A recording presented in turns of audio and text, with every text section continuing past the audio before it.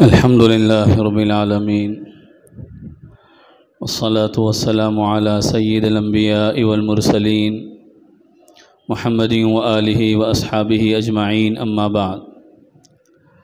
عن ابن عباس رضي الله عنهما أيضا قال: حسبنا الله ونعم الوكيل.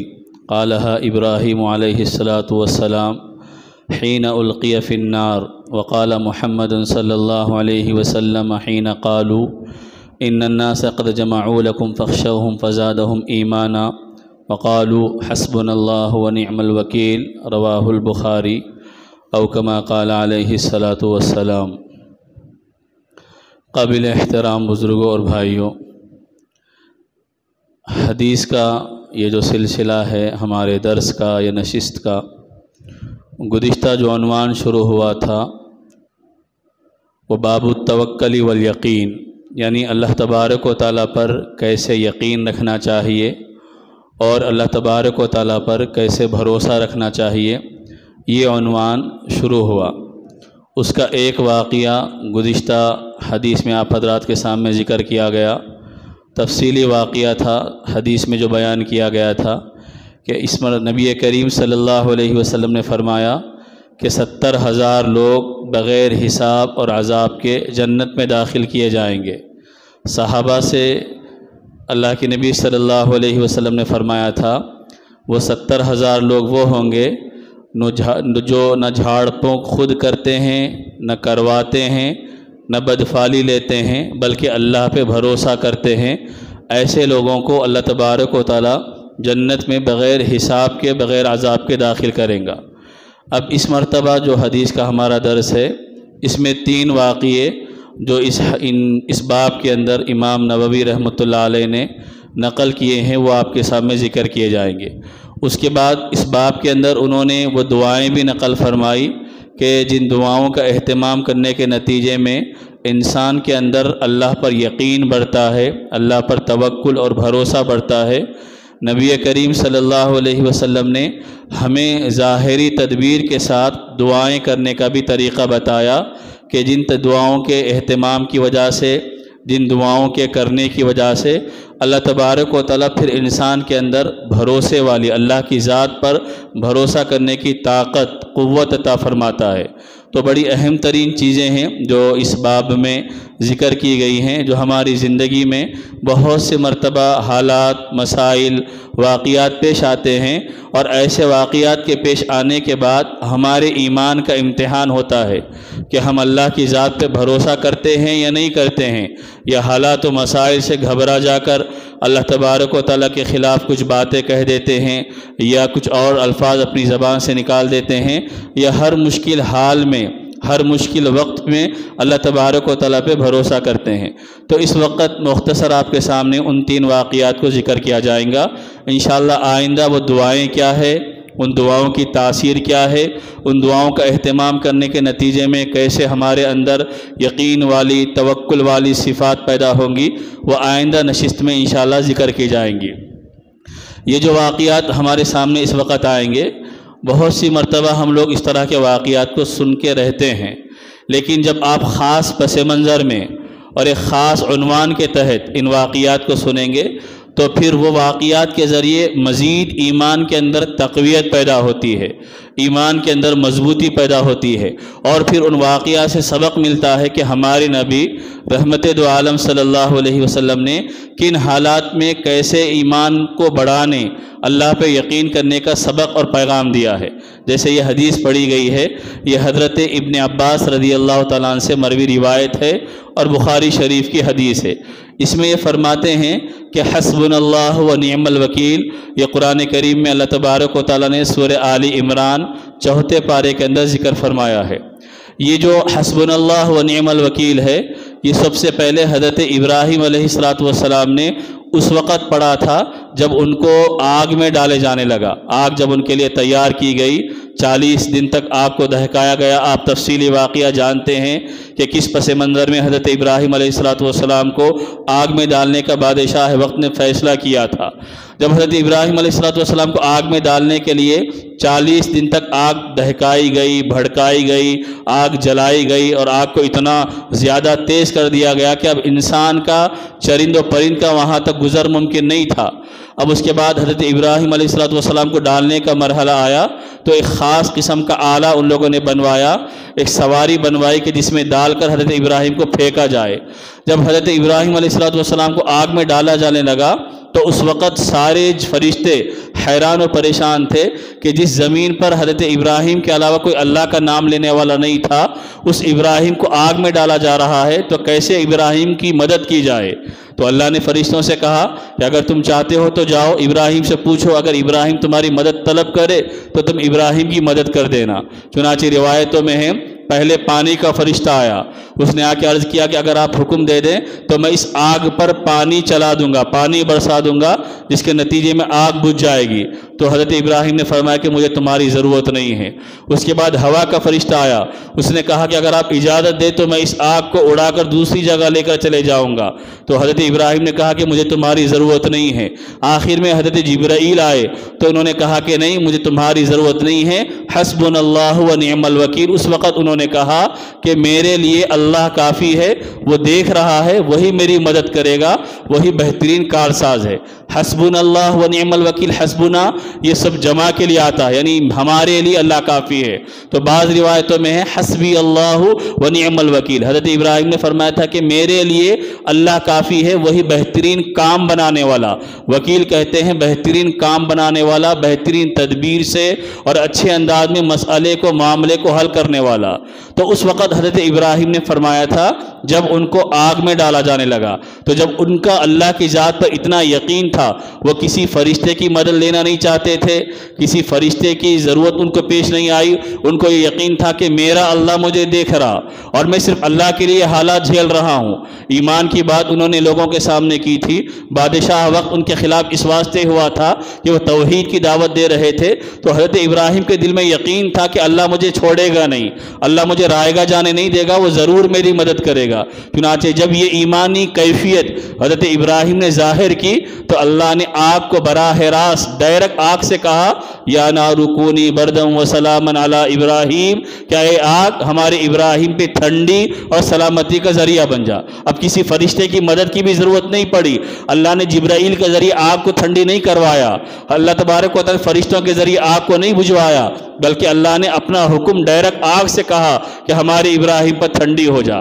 تو جب بندہ ایمان کا مظاہرہ کرتا ہے، اللہ کی ذات پہ یقین پیش کرتا ہے، تو پھر اللہ تبارک و تعالی ناموافق حالات میں اور بظاہر یہ نظر آ رہا کہ میری کوئی مدد کرنے والا نہیں ہے، ایسے موقع پر بھی اللہ تبارک و تعالی انسانوں کی مدد کرتا ہے۔ تو یہ ایک واقعہ جو ہمیں ایمان اور توکل کا سکھاتا ہے۔ آگے ہے اسی آیت کو دوسرے موقع پر ہمارے نبی اور صحابہ نے بھی کہا تھا۔ وہ واقعہ یہ ہے کہ غزوہ احد میں مسلمان پہلے جنگ جیت گئے تھے، لیکن ایک تھوڑی سی کوتاہی کی وجہ سے پھر دشمنوں نے مسلمانوں پر دوبارہ حملہ کیا اور 17 صحابہ شہید ہوئے، اللہ کے نبی زخمی ہو گئے، پھر صحابہ اٹھے، پھر دشمنوں کا مقابلہ کیا اور دشمنوں کو بھگایا۔ ایک مرحلہ پیش آیا، جب دشمن بھاگ گئے تو کچھ دور کے جانے کے بعد ان لوگوں کو یہ احساس ہوا کہ ہم مسلمانوں کو خامخواہ کے چھوڑ کر آ گئے، ہم مسلمانوں پر ویسے ہی حملہ کر دینا چاہیے تھا، ان کو ختم کر دینا چاہیے تھا۔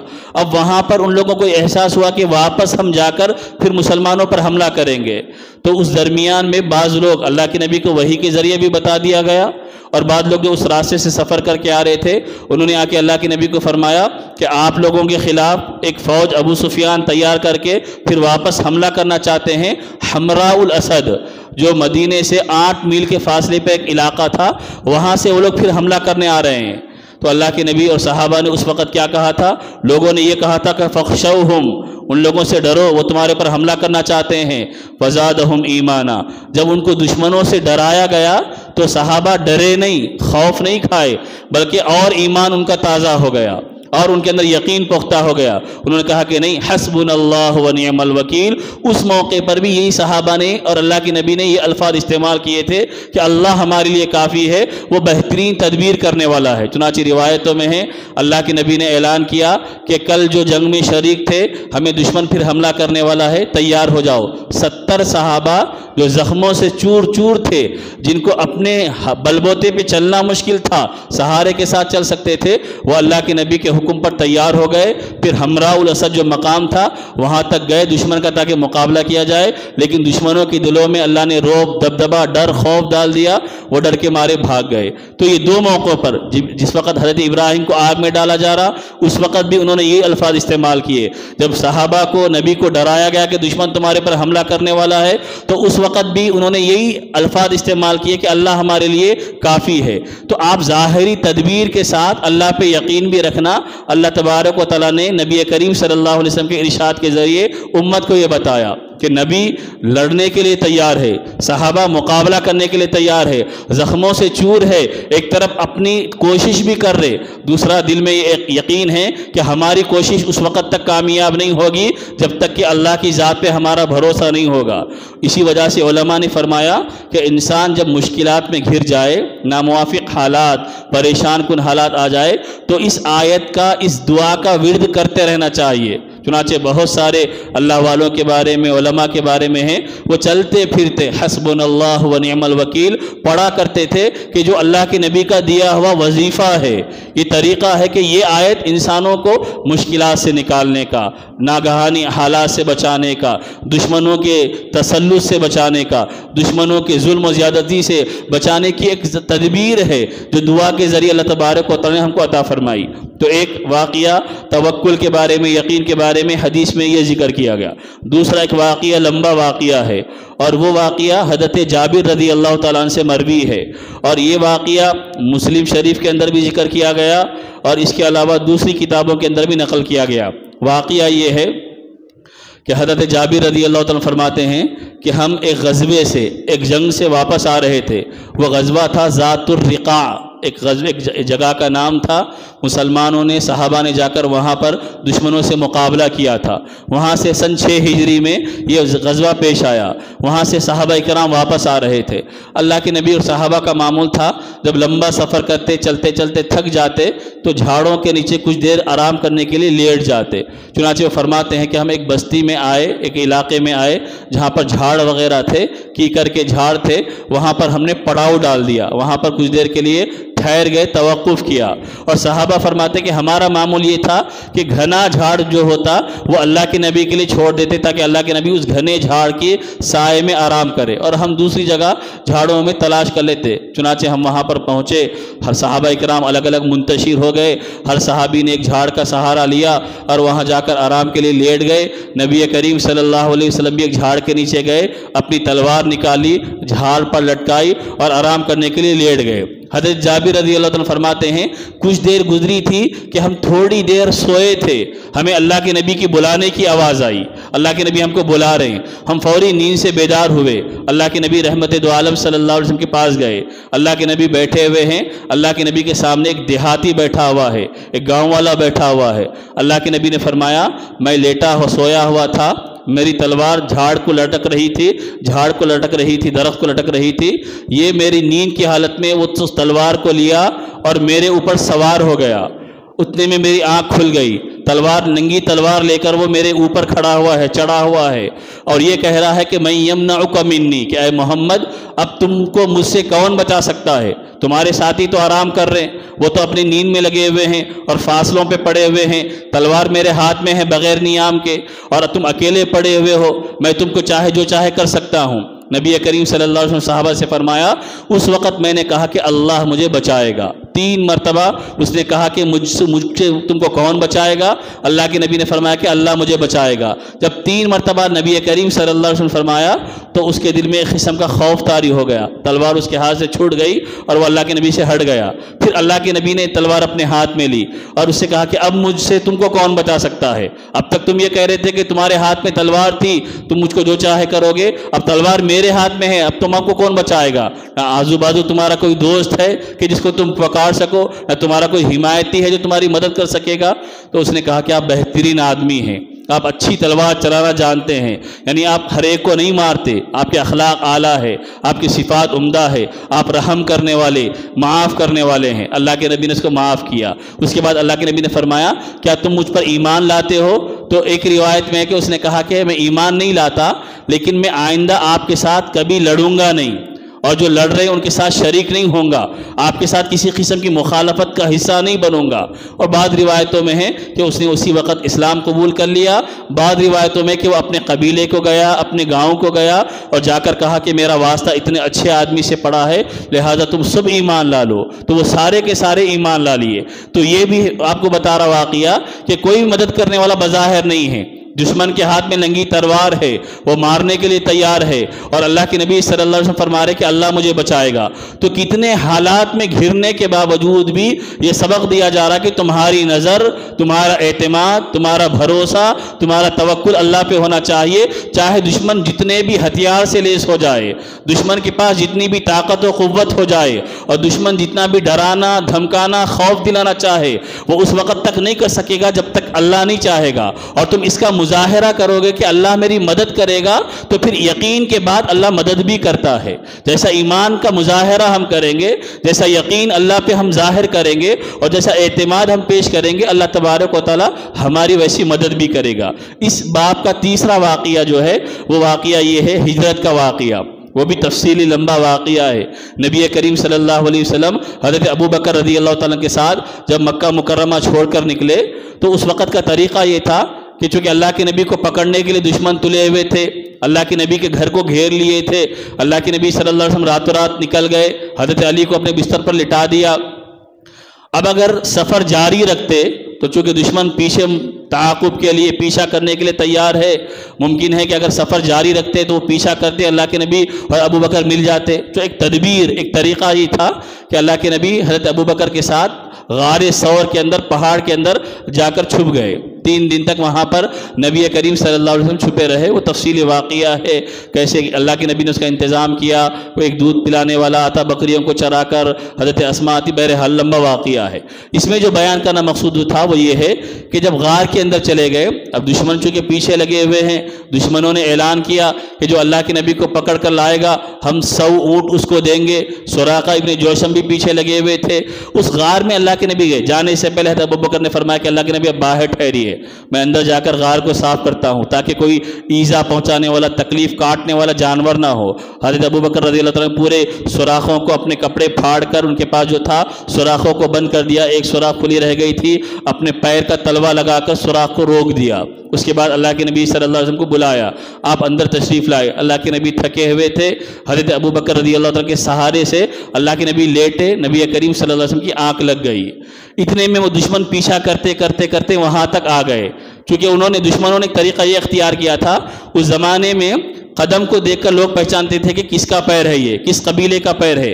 بلکہ آپ کو یہ تک معلوم ہونا چاہیے کہ اس زمانے میں لوگ اتنے ماہر تھے، اونٹ کی، بکریوں کی مینگنیوں کو دیکھ کر پہچانتے تھے کہ یہ بکریاں کس قبیلے کی ہو سکتی ہے، اس واسطے کہ فلاں قبیلے کی بکریاں فلاں جگہ چرتی ہے، وہ گھاس ایسی ہے، اس گھاس سے مینگنی کرے گی تو ایسی ہوگی۔ اتنی زیادہ مہارت تھی ان لوگوں کو، وہ لوگوں کے قدموں کو دیکھ کر پہچانتے تھے کہ کس قبیلے کا آدمی ہو سکتا ہے، کہاں تک جا سکتا ہے۔ ان لوگوں کو اللہ تبارک و تعالیٰ نے وہ مہارت عطا فرمائی تھی۔ تو ایک آدمی کو انہوں نے ساتھ رکھ لیا جس کو عراف کہتے ہیں، جو نقش قدم کو دیکھ کر بتاتا تھا کہ لوگ کہاں سے گئے، کہاں تک جا سکتے ہیں۔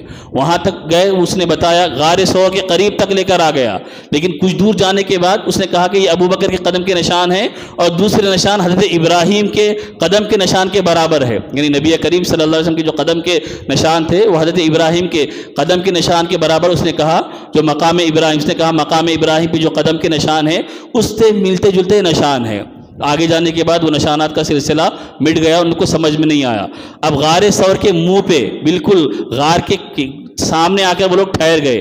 اللہ نے حفاظت کا ایسا انتظام کیا کہ کبوتر نے آ کر وہاں پر انڈے دے دی، اور مکھڑی نے غار کے سامنے جالا ڈال دیا۔ اب لوگ یہ سمجھے کہ بھائی اس جالا ہے، جالے سے اگر آدمی اندر جائے گا تو جالا ختم ہو جائے گا، اور کبوتر نے انڈے دیے تو پرانا کوئی اندر گزرا ہی نہیں ہوگا، گھسا ہی نہیں ہوگا، داخل نہیں ہوا ہوگا۔ اب وہ وہاں پر غار کے سامنے کھڑے ہو کر گفتگو کر رہے ہیں، بات چیت کر رہے، اور ادھر حضرت ابو بکر رضی اللہ تعالیٰ عنہ اللہ کے نبی سے فرما رہے کہ اللہ کے نبی دشمن ہمارے قریب آ چکے ہیں، اگر وہ تھوڑا جھکیں گے تو ہمارا سر نظر آ جائے گا، اگر وہ تھوڑا اپنے پیروں کی طرف جھکیں گے تو ہم ان کو دکھائی دیں گے۔ اس وقت نبی کریم صلی اللہ علیہ وسلم نے بڑا عجیب و غریب جملہ ان سے فرمایا۔ اللہ کے نبی نے فرمایا ما ظنک یا ابا بکر باثنین اللہ ثالثہما، اللہ کے نبی نے فرمایا ابو بکر تمہارا ان دونوں کے بارے میں کیا خیال ہے جن دونوں کے ساتھ تیسرا اللہ ہے؟ تم یہ مت سمجھو کہ ہم دونوں ہیں، بلکہ ہمارے ساتھ ہمارا اللہ ہے جو ہماری مدد کرنے والا ہے۔ چنانچہ وہ وہاں تک آئے، لیکن نہ حضرت ابو بکر کو انہوں نے دیکھا، نہ نبی کریم صلی اللہ علیہ وسلم کو انہوں نے دیکھا۔ تو ایسے سخت ترین موقع پر بھی نبی کریم صلی اللہ علیہ وسلم فرمایا کہ تمہارا یقین ہونا چاہیے کہ اللہ تمہارے ساتھ ہے، اللہ کی ذات پہ بھروسہ کرو، اللہ تمہاری مدد کرے گا، تمہاری مشکل کو دور کرے گا، تمہارے حالات کو بہتر کرے گا۔ تو ان واقعات کا خلاصہ یہ ہے کہ دنیا میں مسلمانوں کو آج بھی ڈرایا جا رہا، مختلف شکلوں سے ڈرایا جا رہا، مار کے ڈرایا جا رہا، مسلمانوں کی جائیدادوں کو چھین کر ڈرایا جا رہا، مسلمانوں کی بستیوں کو جلا کر ڈرایا جا رہا، عجیب و غریب خوف کا، ڈر کا اس وقت ماحول ہے۔ لوگ اتنے سہمے ہوئے ہیں کہ ایک علاقے سے دوسرے علاقے کو جانے کو ڈر رہے کہ نامعلوم کیسے حالات ہوں گے، اور ہمارے ظاہر کو دیکھ کر، ہمارے نام کو دیکھ کر کون ہمارے ساتھ کیسا سلوک کر دے گا۔ تو ظاہری تدبیر کے ساتھ ہم کو اسلام یہ بتاتا ہے کہ تمہارا یقین، ایمان، توکل، بھروسہ اللہ پر ہونا چاہیے جو ہر مشکل سے راستہ نکالنے والا ہے، جو ہر دشمن کی تدبیر کو ناکام کرنے والا ہے۔ قرآن کریم میں اللہ نے فرمایا وَمَكَرُوا وَمَكَرَ اللَّهُ وَاللَّهُ خَيْرُ الْمَاكِرِينَ، کہ وہ سازشیں کرتے ہیں، اللہ بھی بہترین تدبیریں کرنے والا ہے، جو ان کی تدبیروں کو ناکام کرے گا، ان کے منصوبوں کو اللہ تبارک و تعالیٰ نامراد بنائے گا۔ اللہ کی تدبیریں غالب ہونے والی ہے، تو مسلمان کوشش بھی کرنے والا بنے۔ اللہ نے جو تدبیریں اختیار کرنے کے ذرائع بتائے ہیں ان ذرائع کو اختیار کرے، ان وسائل کو اختیار کرے، لیکن ہر حال میں اللہ پر ایمان رکھنا، اللہ سے مانگنا، اللہ سے دعا کرنا، یہ ہمارا امتیاز اور ہماری پہچان ہونی چاہیے۔ پھر اللہ تبارک و تعالیٰ مدد بھی کرے گا، نصرت بھی کرے گا، اور اس یقین کی بنیاد پہ اللہ تبارک و تعالیٰ ہم کو دشمنوں کا نوالا بننے نہیں دے گا۔ تو یہ ان واقعات کا سبق اور پیغام ہے۔ انشاءاللہ آئندہ اللہ کے نبی نے وہ کیا دعائیں سکھائی ہے کہ جن دعاؤں کو پڑھنے کے نتیجے میں اللہ ہم کو محفوظ بھی رکھتا ہے، اور اللہ تبارک و تعالیٰ ان دعاؤں کے نتیجے میں ہمارے دلوں میں ایمان کو بڑھاتا ہے، یقین کو بڑھاتا ہے، توکل کو بڑھاتا ہے۔ وہ دعائیں انشاءاللہ آئندہ ذکر کی جائیں گی۔ میری اور آپ کی اور امت کی ضرورت ہے کہ ایمان کا جو مطالبہ ہے، کلمہ پڑھ لیے بس یہ کافی نہیں ہے، کلمے کے جو تقاضے ہیں اللہ پر مکمل ایمان، 100% ایمان، وہ ایمان ہماری زندگیوں میں آئیں گا۔ تو جیسے اللہ نے اس وقت مسلمانوں کی مدد کی تھی، اللہ ہر دور میں، ہر زمانے میں، ہر وقت میں مسلمانوں کی مدد کرنے پر قادر ہے، اور دشمنوں کو ملیا میٹ کرے گا، ان کی سازشوں کو، ان کے مکر و فریب کو ناکام کرے گا۔ دعا فرمائے کہ اللہ تبارک و تعالیٰ صحیح علم، صحیح عمل کی توفیق عطا فرمائیں۔ سبحان اللہ وبحمدہ، سبحانک اللہم وبحمدک، ونشہد ان لا الہ الا انت، ونستغفرک ونتوب الیک۔